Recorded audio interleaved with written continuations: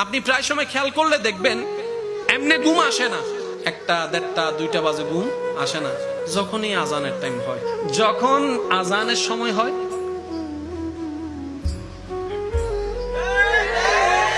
এই একটা সিচুয়েশন। আবার আরেক সময় হচ্ছে আপনি নামাজ পড়ার জন্য সম্পূর্ণ প্রস্তুত, আজানও শুনেছেন একদম সম্পূর্ণ প্রস্তুত, তখন মনে আচ্ছা ফজুম দেরি কেন অ্যালার্ম দিলই না, এই অ্যালার্ম দিতে গিয়ে দেখে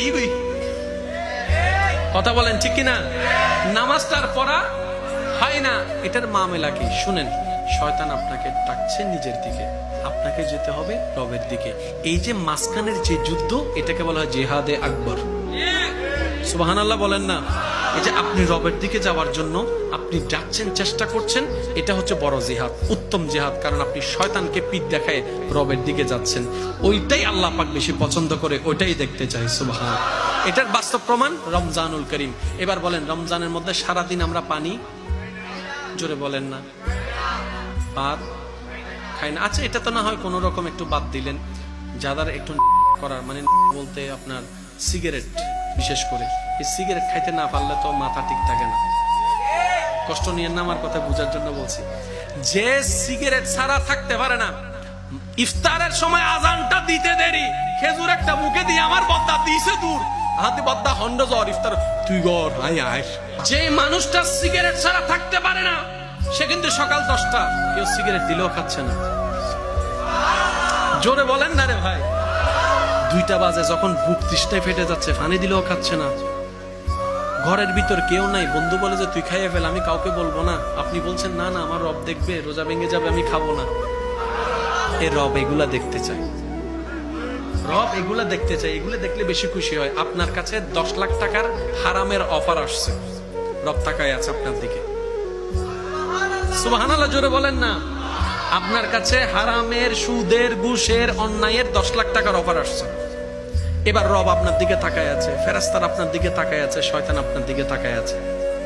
শয়তান চেষ্টা করতেছে তুই নে, তুই নিলে রব নারাজ হবে, আর আমি চাচ্ছি আল্লাহ তোর উপর নারাজ হোক। এবার আপনি সে জায়গায় যুদ্ধে লাগাইলেন, মন বলছে নে, মন বলছে নে, মন বলছে নে, আপনি বললেন আমি নিব না, হাত বাঁধি ফেলাইছি। সুবহানাল্লাহ বলেন না।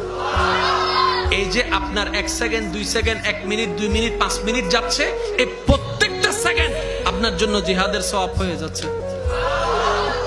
এবার রব তাকায় আছে আপনার দিকে। এবার যখন আপনি সেই জায়গাটা পাস করে ফেললেন, ফেরেশতাকে রব বলে যে এই আমার বান্দার নামটা লিস্টি কর, আজকে থেকে আমি তাকে ওয়ালি ও আব্দুল্লাহ থেকে ওয়ালি আল্লাহ প্রমোশন দিয়ে দিই। এবার যখন প্রমোশন দিয়ে দিয়েছে, আপনার বেনিফিটটা কি দেখেন। শয়তান আপনার দেহের ভিতরে যে জায়গায় প্রভাব বিস্তার করেছে, প্রত্যেকটা জায়গায় আল্লাহ স্পেশাল ফেরেশতা দিয়ে জায়গা দখল করে নিবে। এবার বুঝতে পেরেছেন আমরা বাটফারি করলেও ওলি আল্লাহ কেন করে না? কারণ করার মতো ইচ্ছাটাই ওনাদের থাকে না। সুবহানাল্লাহ বলেন না। আমি কেমনে বুঝাই, মেয়েদের প্রতি পুরুষের আকর্ষণ, মাআজাল্লাহ, আল্লাহ মাফ করুক, বুঝার জন্য বলছি।